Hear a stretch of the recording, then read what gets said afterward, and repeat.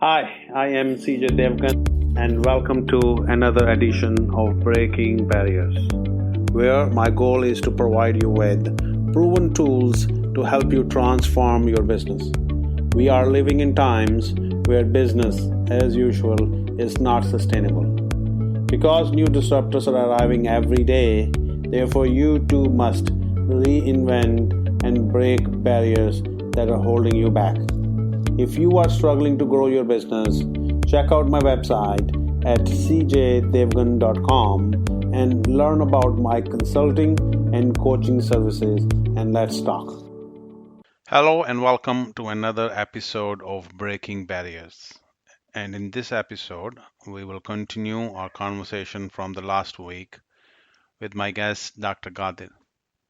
Dr. Gadir is a director at IQVIA Peer Provider Government Management Consulting and an external advisor at the Executive Office for Organizational Transformation, Dubai Health Authority.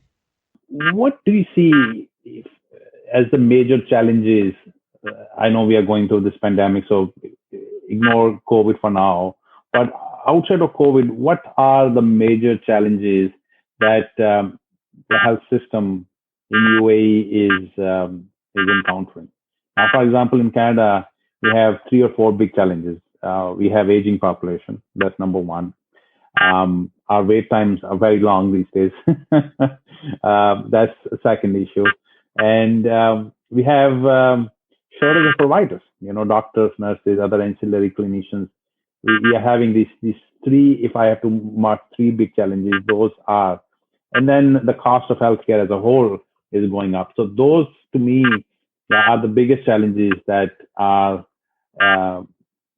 impacting us. So we have to find solutions to these challenges quickly. So what are the challenges on your side? Sure. So the cost of healthcare is always number one challenge, right? The rising cost of healthcare, number one. Even though there are obviously 3.3% of the GDP is spent on healthcare in the UAE, maybe there is room to actually spend a little bit more. However, the expenditure is actually growing. So optimization, the need for optimization and waste removal is there. Number two is actually workforce, specifically local workforce. I mean, again, a very important imperative is to expand the healthcare workforce enablement and development in the region, because most of the workforce actually in the UAE come from international source countries, right? Whether it's from the west or the east. We are now, with the pandemic, we're realizing the importance of bringing medical education to the extent of being able to fill in the gap locally from the citizens and the residents alike. That's number two challenge, which is again one of the biggest pain points or initiatives that needs to be addressed. Number three, obviously, the need for automation and integration. The silos, as you have it in Canada, where each province has a healthcare agency, has created a lot of process silos. And here in the UAE, each state or each emirate has its own healthcare ecosystem.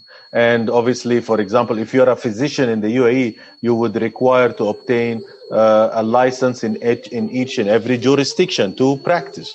Again, the need for integration, the need to eliminate silos and integrate more is number three top priority. So digitize everywhere. Specifically areas from looking at electronic medical record work that has been done. And there's a lot of great work that has been done in the Emirate of Abu Dhabi, where they have digitized all the public sector facilities. In Abu Dhabi, the Dubai Health Authority has done the same, and now trying to create an integrated health information exchange, as well as the Northern Emirates. So there are multiple programs that have come to digitize the public sector. The next part is to integrate the public sector with the private sector digitally. And this is one of the biggest initiatives. So creating integration hubs and eliminating silos. That's the third. So these are the top three I can think of, from the rising cost to the lack of workforce within the localities, to the silos and the need for integration.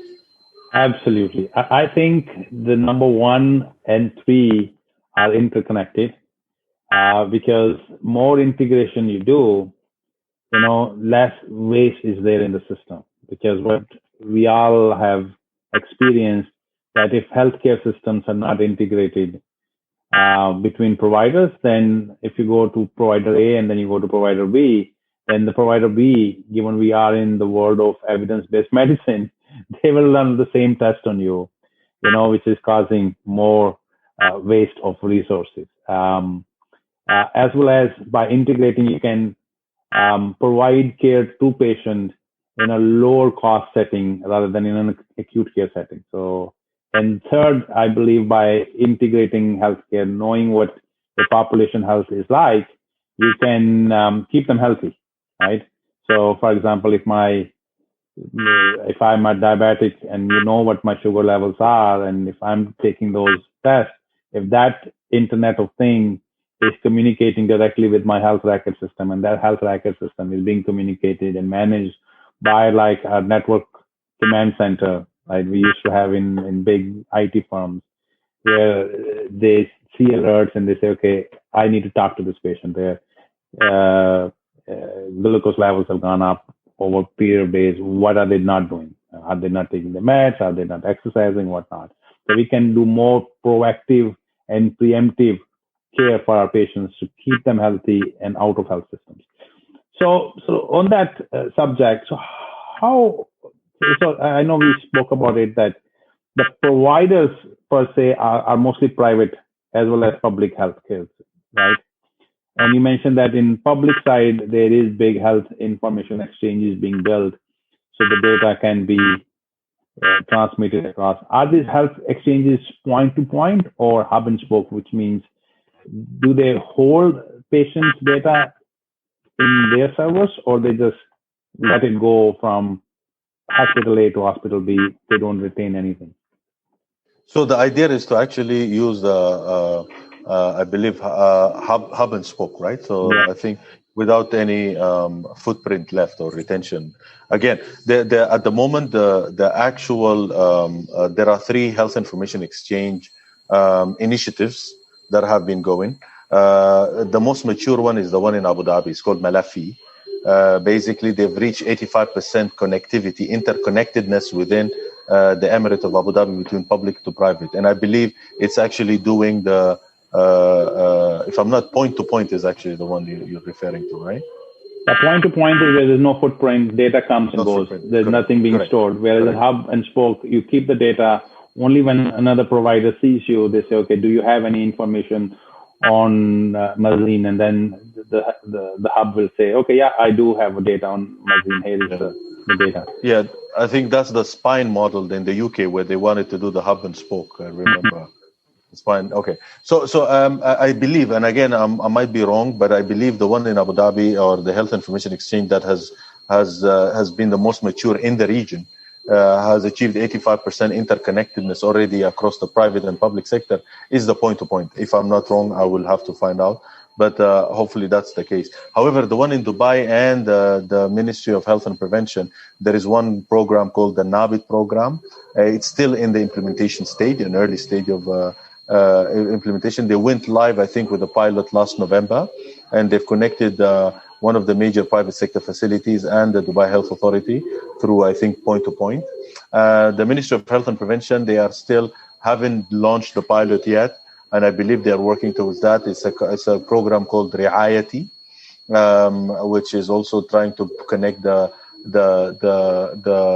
private and public sector. However, the Ministry of Health and Prevention is the federal program. So eventually Abu Dhabi and Dubai will connect to the Ministry of Health and Prevention. That's the idea, that both Malafi and Nabid will connect to Riayati.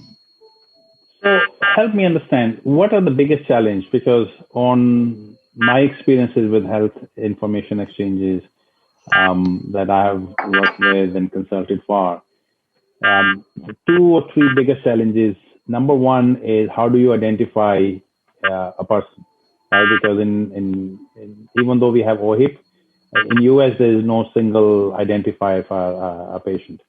So you don't know if this patient is truly that patient. CJ is CJ, right? So that's one of the biggest challenge. And second is interoperability of data, which means a gender could be male, female, gender could be 1, 0, could be M and F, and that's the most easiest of things. But once you go into more complicated codes, things could be done codified very differently. So how to standardize the coding of your system so the meaning doesn't get lost in translation.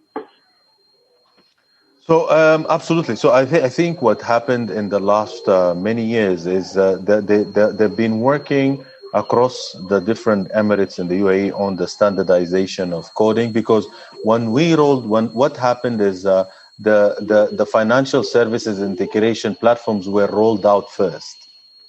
Right, that helped getting the standardization into place at the beginning.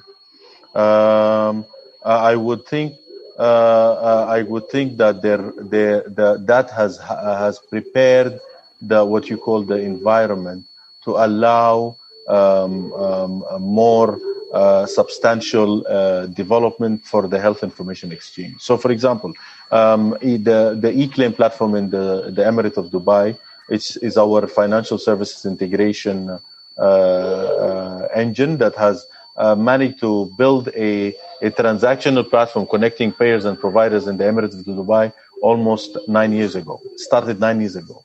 Abu Dhabi did it also many years ago. And that facilitates the fact that you need to get your ICD-10 or ICD-9s up to standard, make sure that everybody submits the data in a unified fashion, make sure that your CPTs, your ICDs, your HICS, and all the different coding mechanism. And that also was a byproduct of the DRG rollout that happened in Abu Dhabi in the first place, and then Dubai did it only recently.